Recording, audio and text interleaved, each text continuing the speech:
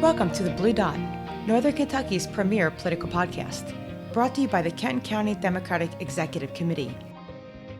Welcome back to the Blue Dot podcast, everyone. I'm Natalie MacDonald here with co-host Brian Koehl, and what a week it has been. I don't even know where to start, Brian. I feel like we need to spin the wheel of crazy to pick topics to discuss this week. Well, let's see. Since our last broadcast, we had Trump delivering a completely deranged and irrelevant graduation commencement speech at West Point. He had his MAGA hat on there. Oh, too. yeah, with the MAGA hat. Yeah. You know, disrespect. That's how we roll. Right. We found out that the food that most resembles Trump and his trade policy skills is a taco. Elon Musk was booted out of his Doge role, and then Elon promptly denounced Trump's big, beautiful bill as a disgusting abomination, setting off a very public social media breakup between the two lovebirds. And let's see, Trump announced a new 50% tariff on steel and aluminum. Meanwhile, support for the big, beautiful bill in the Senate has started to wane a little, putting the legislation at risk. And let's see, deportation efforts escalated by an incursion into Los Angeles by ICE and other federal agencies. They've got the ATF and FBI in there, prompting protests by local Los Angelinos, which Trump then quickly labeled as being so violent and dangerous that he bypassed California Governor Gavin Newsom's authority, federalized California National Guard troops, and deployed them to L.A. to, quote, protect federal personnel and federal property. Trump stated in a press conference that he felt Newsom could be arrested for the crime of, quote, running for governor because he's done such a bad job. And as of this morning, Tuesday, June 10th, Trump officially deployed 700 active duty Marines to LA and surrounding communities to respond to the demonstrations. The state of California has filed a lawsuit against the Trump administration for the unlawful deployment of the National Guard. You know, it's not easy doing a podcast when there's just so little news to work with. This has been in the last week to 2 weeks. So I don't know. Nat, you tell me what rises to the top of that steaming pile for you. Well, you know, since it's Pride Month, we wanted to dive into a little bit of the information about Pride because our guest today is Nisia Thornton, who is the founder of the LGBTQ Council for Kentucky Democrats. And I'm really excited to speak with her. But then again, we have so many geopolitical dumpster fires over the last 2 weeks that we really need to touch on some of these first. Yeah, well, okay. In celebration of Pride Month, maybe we should talk first about the biggest summer bromance breakup ever to hit Washington. Donald and Elon's very public lovers' quarrel. Oh my gosh, there's just so many layers to peel back on this one. But first of all, I mean, I think we all knew this would happen at some point in time. This was going to blow up, right? Right. It's just a matter of time. But I think what's really sad about this is that these are like two spoiled megalomaniacs who've turned not only the presidency, but the country into one giant, like Jerry Springer sideshow, you know? Yeah. You know, it's like on this side of the ring, we have Elon Musk, the tech bro, who was given free, unfiltered access to this country's entire operating and electronic payment systems and access to all private citizens' information, which is going to be really beneficial to his XAI and TWG global investment firms and whatever else he wants to do with this information he was gifted.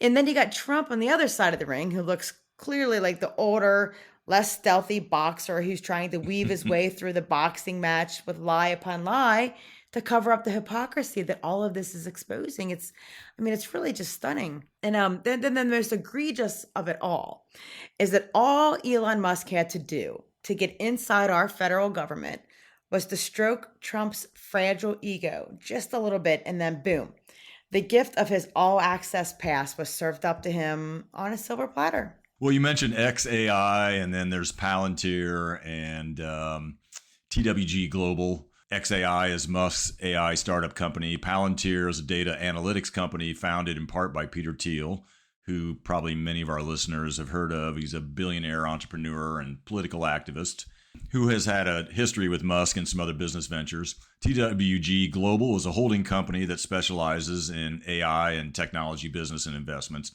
And these three companies Musk and Teal and the TWG Global guys recently announced a formal collaboration to provide AI technology services to financial organizations. And in the context of Musk and Doge and the systems and data efforts there with the federal government, it's pretty easy to see that these three companies will probably be at the top of the list when any privatization of government agencies or functions happens. But the Doge role was officially a special government employee, which by law could only last for 130 days. But it was pretty clear that a handful of actions really pissed Musk off and started the breakup. Right, exactly. Trump took advantage of the 130-day limitation on that special government employee and let Musk go. And there are a lot of people saying that Musk really wanted to stay in that role. So he was a little shocked that he was let go. And then Musk had one of his billionaire buddies, picked for the new head of NASA.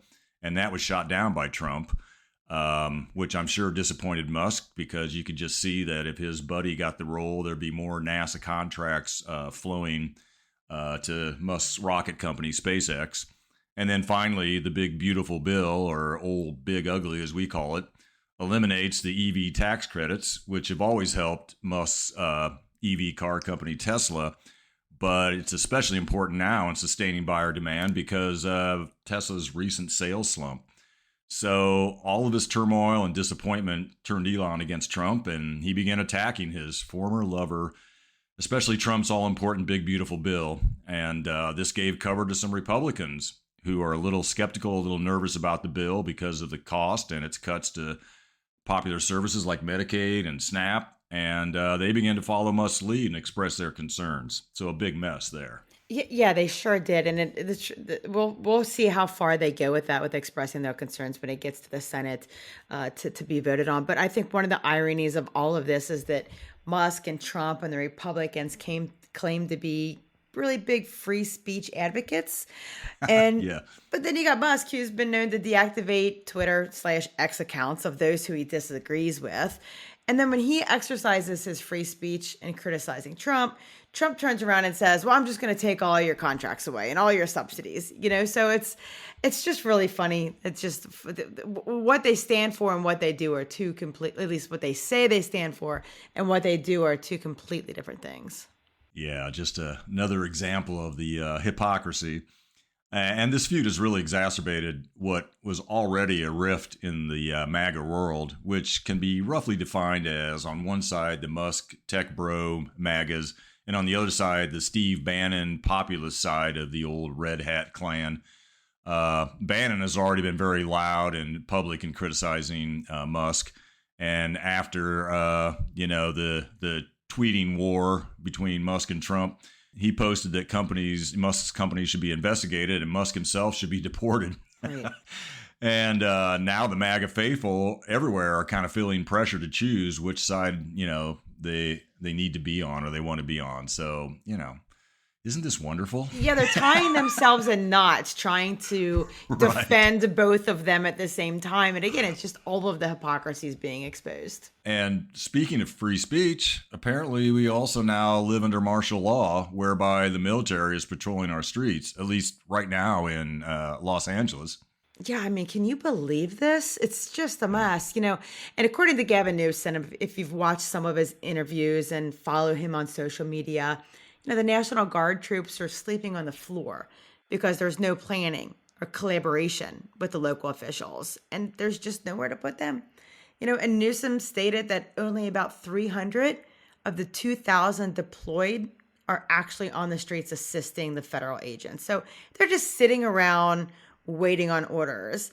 And then I don't know if you saw the cost estimates on this from the Pentagon today, but the cost of this deployment is estimated at $134 million. Just another waste of taxpayer funds. And the real tragedy to all of this is that we're seeing the President of the United States pit our military, our nation's finest, against the American people. And he's been wanting to do this forever. And he finally got his chance to just take advantage of the military and see how far he can push. watching this slow burn into authoritarianism has just been so sad and depressing. And you're right.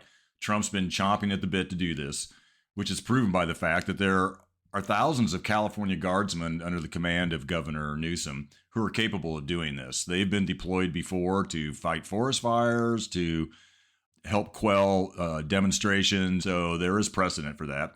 And the Marines, who have now been deployed, they are not trained for domestic policing. Those are two entirely different disciplines. Exactly. So Trump is doing this simply to demonstrate his power. And what's really sad, he's treating our military like they are his toy soldiers.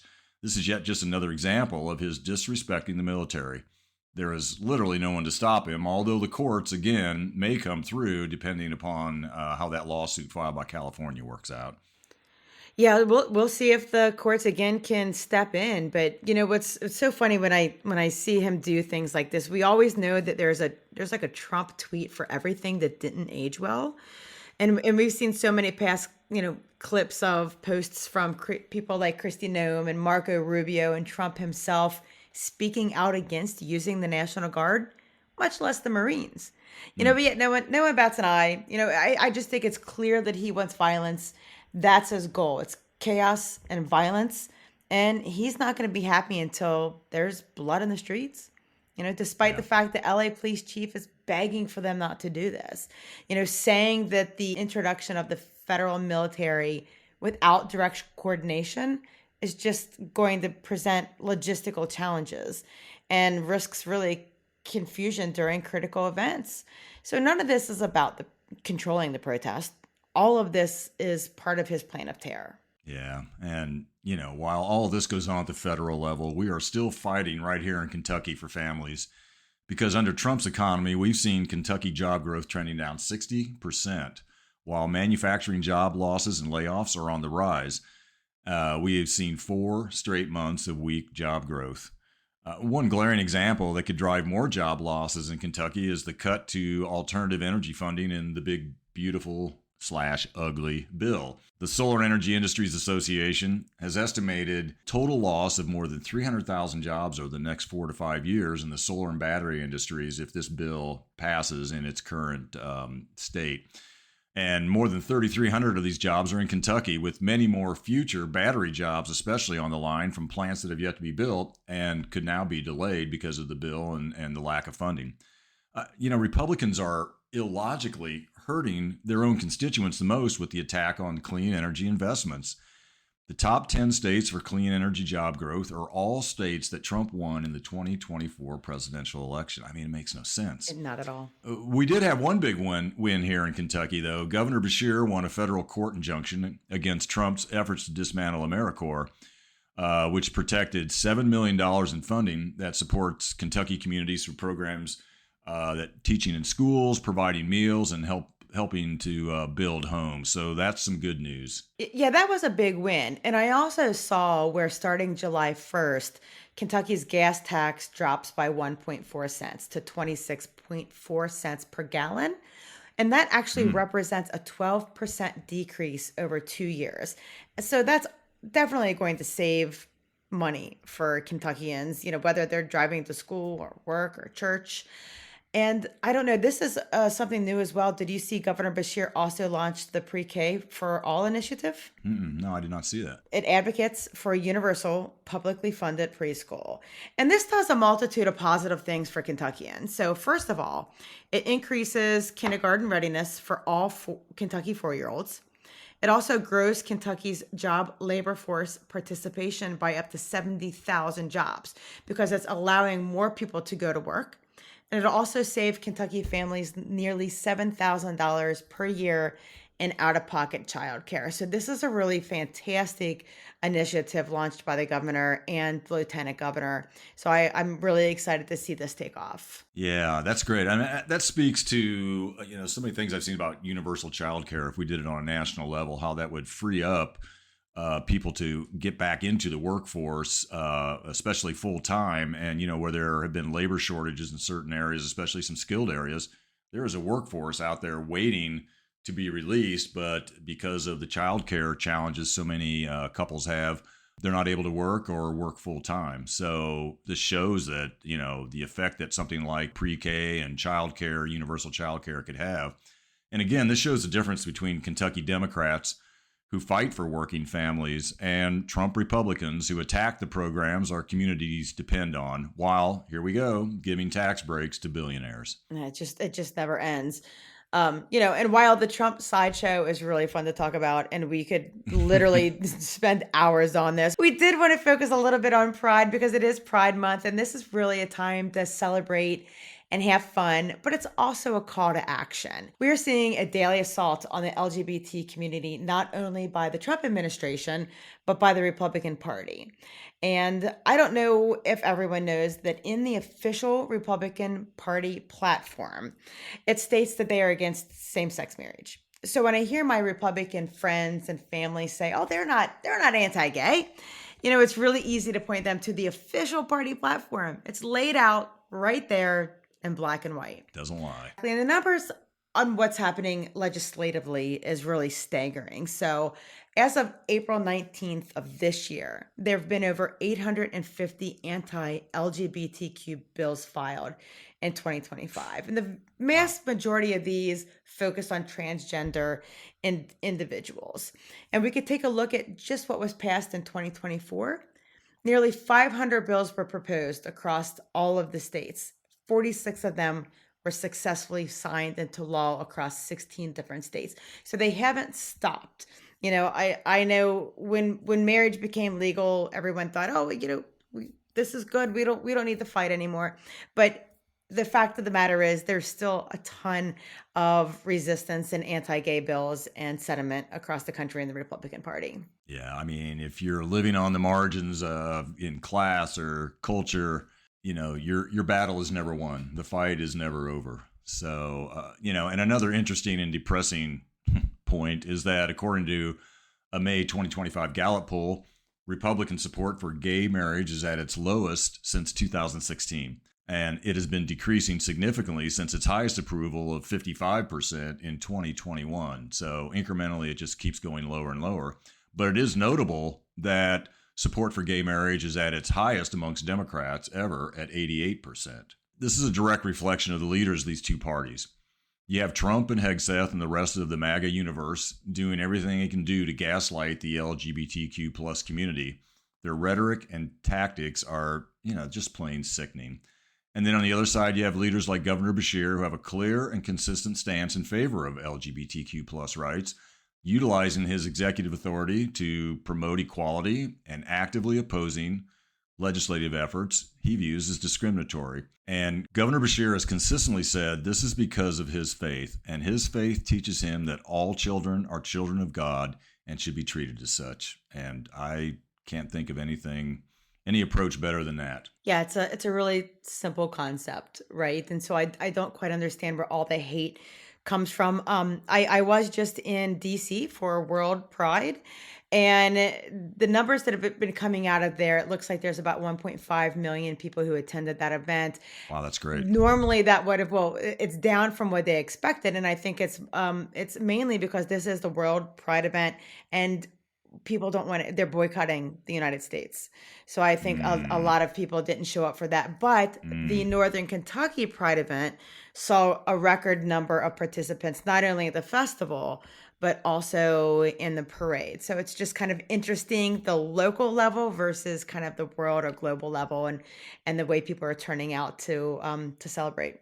Yeah, I was at the Northern Kentucky Pride event. Saw you there. Saw you in the parade, looking good. Yeah.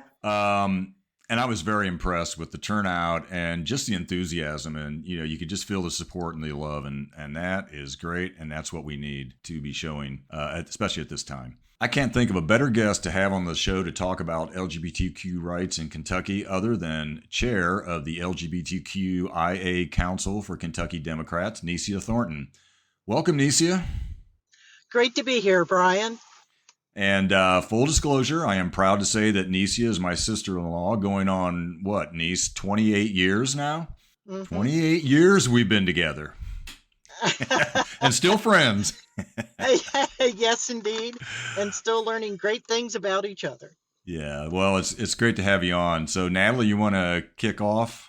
Yeah. So, first of all, tell us a little bit about the LGBTQIA Council for Kentucky Democrats. What do you do and what your vision is? Thank you very much.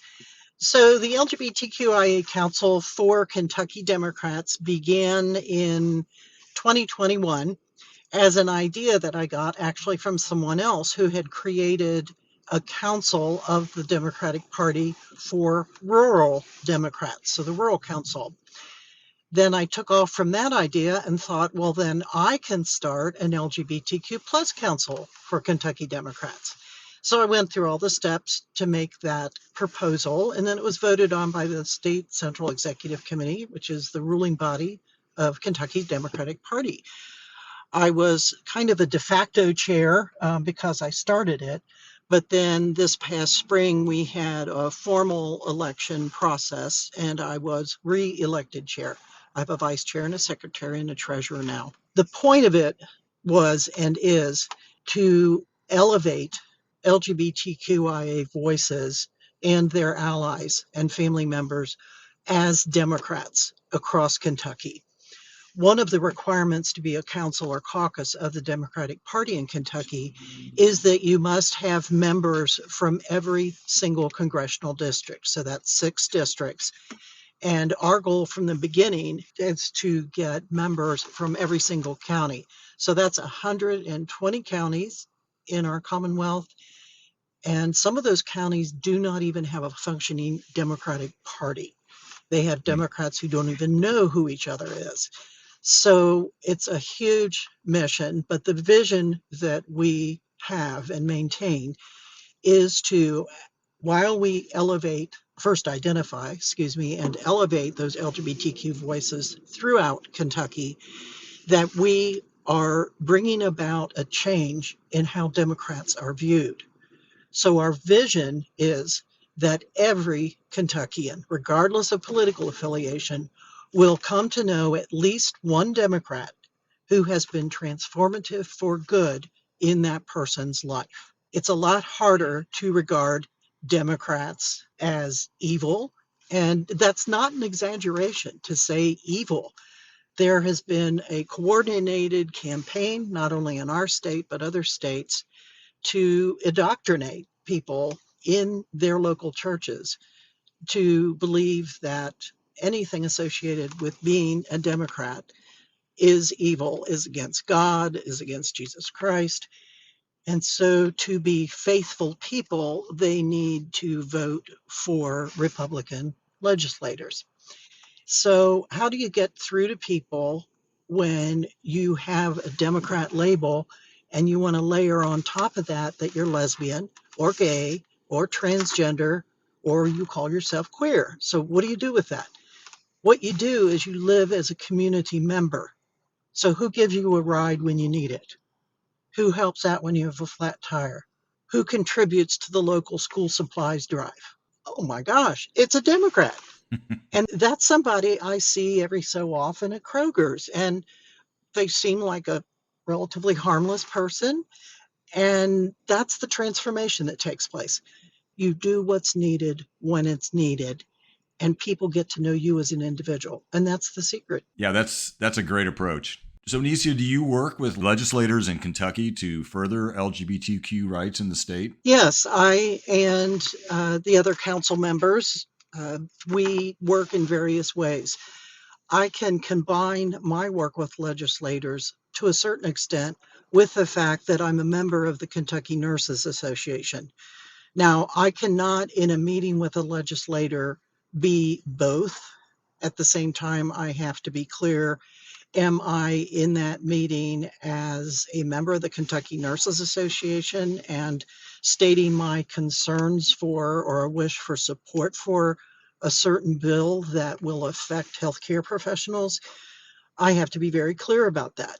But I am able to be present in different ways at different times. And so I have formed a relationship with my state senator, who's from my part of Campbell County, because of a nurse legislator program that was started by our Kentucky Nurses Association.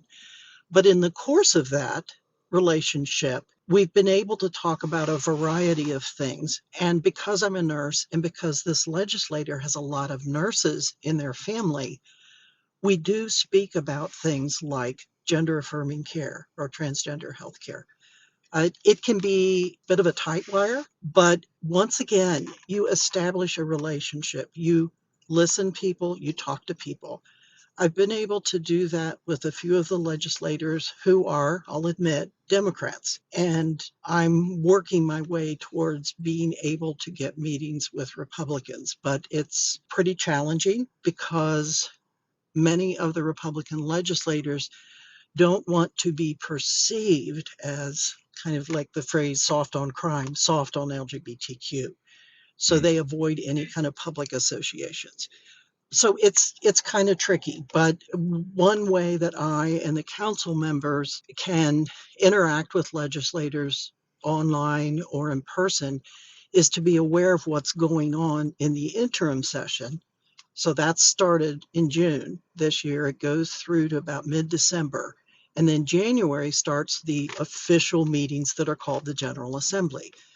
So part of our job is to divide between ourselves the responsibility to follow, for instance, Health Services Committee or Education Committee or Judicial Committee, and to see what's brewing, because that's where the real work happens. And then things pop up right at the beginning of the legislative session in January, and it's just hell for leather, a tremendous rush of bills and meetings and flurry and fluster, and you've got to have your act together before January. I like how you tie it to healthcare.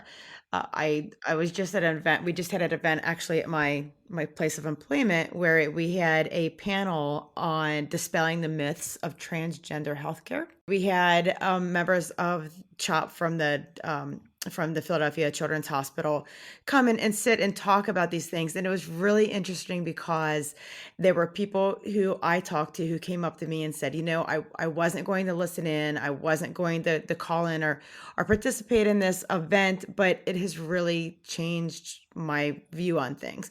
So I think just visibility and people talking about the basics necessity of what healthcare is, and the rights that everybody should have. So I think just visibility is just really important to dispelling all of these myths. So that's amazing what you're doing. It's just an amazing thing that you see when you start listening and talking to people. And there's a thing that has a label on it as far as a type of political activity or advocacy called deep canvassing. But what it really is ordinary old, take the opportunities that you see or that you find yourself in to sit down and say to somebody, hey there, I'm so-and-so. I am a Democrat. I'm active in my community. What's on your mind? What are you worried about? And then shut up and listen. And you might not be tremendously successful the first time. You might get a turnoff. I know sometimes when I've just canvassed door to door, people have said to me, all those politicians in Washington, they're all crooks. Then they turned around and I knew I was dismissed. But that's what it is. It's human being to human being. Dehumanization is how our state and our country and throughout history, people have gotten away with horrible things because they don't see themselves as doing them to human beings. And part of that visibility, I saw you at the Pride Festival at Northern Kentucky. It was so great. Yeah. And I heard about this great Pride passport that you have. That's just kind of a fun initiative. Tell us a little bit about that. Oh yeah, this was not my idea, but boy, did I jump on it. So two of my associates I would consider them guides, right-hand people, strategists, fundraising gurus, you name it. And one of them, who's a gentleman who came from Missouri and lived in Kentucky for a while and connected with me there and now lives in Los Angeles, he ran as a gay man, Democrat in Missouri for Congress, lost, and found out from the Democratic Party there that he was too gay. So he, for other reasons, exited the state, came to Kentucky.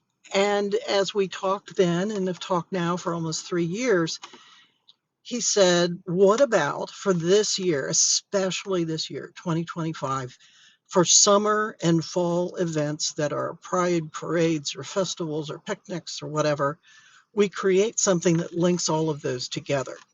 And we place special emphasis on anything we can get people to do to support prides in rural Kentucky, whether it's transporting people, helping people provide supplies. And then that idea was enhanced by one of his associates to be a passport. So, how about we have this booklet like a passport and you get it stamped whenever you go to a pride event, the goal being to go to as many as you can, but recognizing the fact that that's going to take a heck of a lot of time and gas and whatnot to go to every one of about 20 events. So what you can do is you look at the pride list, which is available on our website, and you say, hey, I'd really like to support, let's say, Owensboro Pride. So there are ways, and once again, you go to our website where you can get a stamp for $10 contribution on your passport. And there are levels of prizes. And the main thing about this is that it's tangible. You hold the passport in your hand. It's very colorfully, professionally designed. And you are starting to build community with other people, some of whom live a very long way from you in Kentucky. But you're recognizing, once again, hey, there are these other people who I can support with my time and energy, my showing up, and also my sharing this with other people. But also that unifying element of a passport, because a passport means you are traveling from one place to another. You're making those connections. Our website is wearekentucky.org. And we picked that very deliberately, by the way. And then you'll see there, big and bold, Pride 2025. And the whole program is labeled Pride of the Commonwealth 2025. Great opportunities there. We'll be bringing passports and some merch to the Democratic State Convention in Owensboro. That will be this weekend. We'll be tabling there. And a part of what we'll be doing is taking a selfie, having the person post it on whichever platform they choose with our hashtags, because in our world today, it's like if you see it over and over again, someone tells you about it, and you create this union between people who are hundreds and hundreds of miles away from each other. That's a great program.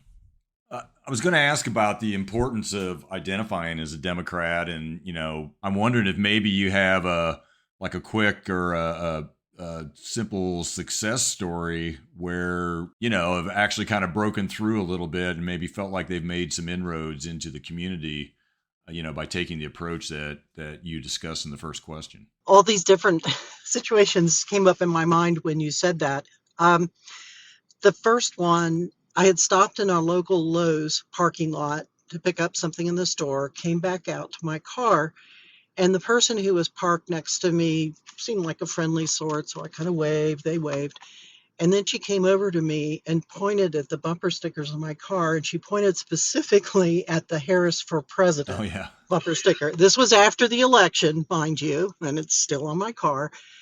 And she said, "Oh my goodness, you're really brave to have that on there."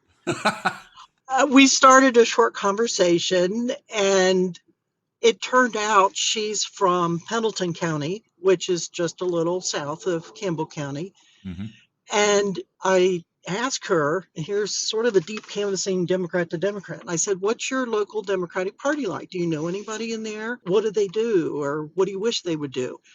And she just shook her head. She said, "Oh, they don't do anything." And so here's a person who really is disassociated from any kind of official Democrat or Democratic organization or person. She's a Democrat in that she would not be a Republican. And yes, she voted for Kamala Harris, but she doesn't have any real connection in her daily life. And so I fortunately had a business card on me, and I gave that to her. And she hasn't contacted me yet, but I'll tell you, you never know when somebody that you've made a contact with and you've given them something tangible, like a business card or a flyer, that eventually many of them do contact you and they say, I don't know if you remember me, but as far as breaking through with Republicans, I think I'm going back to the example of, and I do have a great deal of respect for her, our state senator from my part of Campbell County, Shelley Funke Fromeyer. She's the person with whom I have a good talking relationship. We meet for coffee every so often. And I think that being a nurse, but most of all, sharing with her the significant people in my life who are either trans or gay, or they've somehow helped me break through to new knowledge about there's all kinds of human beings, and sharing their sometimes very painful life stories Mm-hmm. with her. Then there was a time where we met a few months ago where she said one of her constituents had asked her a question that she knew she could bring up to me because I could help her with that question, because the person was objecting to a bill that had been proposed in the legislature. And Shelley was very honest about it. I'm not really sure why this person is so aggravated with me for not voting down that bill. So there was the opportunity. It's it's just like this little chink in the concrete wall. Yeah, a baby step. Yeah, exactly. And we all need to recognize those, and I think take the time sometimes to congratulate ourselves for them. Yeah, we got to celebrate those small victories, that's for sure. And like you said, to recognize them. Those stories can always be so powerful, you know. So thank you so much for sharing that. Hmm. Really appreciate it. So yeah, and thank you also for telling us about your great organization. I'm just curious, are there other councils in other states that you know of that are similar? Very shortly after I had submitted all of the necessary documents and whatnot for getting the LGBTQ plus council approved for the Kentucky Democratic Party, I immediately started one of my favorite activities, which is research.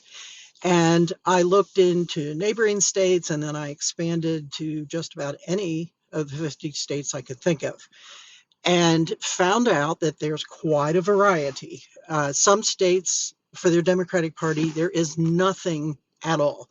There is no LGBTQ plus or anything approaching that subsidiary affiliate council caucus or whatever of the state Democratic Party. On the other hand, there are some states where they have a very flourishing council, such as ours in Kentucky.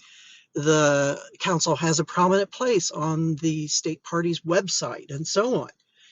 It got to the point about 3 years ago where, through my looking into other states that did have a Democratic Party council for LGBTQ plus persons, I found out that some of the states were gathering together with a liaison from the Democratic National Party. And this was just a little bitty position. This was nothing big time. But this individual started gathering us together, and we would have monthly meetings. There were about 14 states represented there, and Kentucky with me was one of them. And so that was amazing because we could find out what each other does, what our challenges are. But now I'm involved in something that just got rebirthed kind of in January this year, which is the National Federation of Stonewall Democrats. So it is national. I represent Kentucky. There are some states like Massachusetts, California, and some other states that have multiple organizations. Kentucky, we've got the one. But we are all joined together in this national federation and making a dent in the Democratic National Committee. The leadership, Ken Martin, the new chair of the Democratic Party, we are making ourselves known. We're not shutting up. Well, we definitely want you to, yeah, keep talking and bringing these issues to light and doing all the great work that you're doing. We are running out of time, but before we let you go, we do like to do a fun lightning round Uh-oh. segment. We ask our guests 5 quick questions just to get to know you a little bit better. And as I hmm said, I'm going to hand this lightning round over to Brian. Number one, what is the best Pride event that you have attended? Cincinnati's. That was 2 years ago. That was because I, up to last November, have been a registered nurse at University of Cincinnati Medical Center and then a UC Health Clinic. It was almost too much. There were so many people, and it was just spectacular because I was at a UC health professionals booth. So it was pharmacists, nurses, doctors, everybody imaginable. That was our booth. And I don't think I've ever quite felt so proud of being a healthcare professional and being a queer person and standing up for our patients. It was amazing. A little overwhelming. Oh, that's great. Okay, so our second question, what was your first car? My first car was some kind of Chevrolet. Some kind of Chevrolet. It was this small blue thing. I can't even remember. So, Nisia, I know you're a big karaoke fan. So, what's your go-to karaoke song? My go-to has to be, I love the version that was done by Atticus Ross of Nine Inch Nails that's called the Immigrant Song. And it was used as the intro song for the 2012 Girl with a Dragon Tattoo. And it freaking rocks. And it starts with a howl like nobody's business. Okay, so our fourth question, Nisia, this is the Mhm. toughest one probably you're going to get. Ugh. Who is your favorite brother-in-law? I believe that would be Brian Koehl. But is he your only, Yes. is he your All only right. brother-in-law? No, he Okay. is not. But he is the master Thanks, he is a master of many Yes. trades. I love Oh. his eclectic taste in music. He is a wonderful techie who hasn't forgot how to be human, and he's such a support in many ways that I don't know if he Aw. even recognizes. Oh, that's sweet. Well, you really want that $20 I owe you, don't you? I do. All right, last question. And thanks for that. I appreciate that. If you could vacation anywhere in the world, where would it be? Greek islands, sailing ship. Beautiful. Yeah. That's perfect. Oh, yeah. That's perfect. Oh, yeah. Well, Nisia, thank you so much. And thank you for all the work you do. Your initiative and drive in forming and leading the Kentucky LGBTQIA plus Council is inspiring and really impressive. And this work is so very important. Thanks again for joining us. Thank you both Thank very, you. very much. Take care. And as always, we like to close our podcast with not only a call to action, but we like to let you know of all the great events that we have coming up. So on June 13th, the KDP's Forward Kentucky Dinner is going to take place in Owensboro. And there's going to be special guests, Governor Andy Beshear and Lieutenant Governor Jacqueline Coleman, as well as DNC Chair Ken Martin. So it's going to be a really, really great event. And you can visit the Kenton County Democrats event page at thekentoncountydemocrats.org for information on all of the upcoming events that we have in store for you in June and moving into July. And Brian, I attended the Unite for Veterans March in DC this week. It was unbelievable. I know why you like to attend all these rallies. They're so inspiring. And I know that you have some other rallies on your radar. Yeah, well, this Saturday is not only the big military parade in D.C. to ostensibly celebrate the 250th anniversary of the establishment of the U.S. Army, which is something that we should celebrate. We're not so sure about that big military parade part of it, though. But it is also No King's Day, as pronounced by Indivisible, 5051, and dozens of aligned activist organizations. And at last count, I mean, this is going to be a big one, everybody. At last count, over 1,600 separate events are scheduled across all 50 states. And many overseas in other countries. The last major rally day, which was hands-off last April 5th, saw over 1,400 separate protests, and the estimates were about 5 million people participating. This Saturday, No King's Day, is promising to surpass that number. So if you want to get involved, it'd be a really great day to do so. The demonstration nearest to us in northern Kentucky will be in Cincinnati starting 11 a.m. at UC's University Pavilion. The street address, if you want to map it, is 2618-2618 University Circle, and the zip code 45219. There are also rallies in the Cincinnati area, Claremont County, Mason, Loveland, Westchester, Hamilton. In Kentucky, Lexington, Louisville, Shelbyville, Moorhead are all going to have rallies, and also a rally in Madison, Indiana. So those are the ones in our general area. Importantly, there's not going to be a No Kings demonstration in Washington, D.C. At the same time, or to, shall we say, compete with the military parade.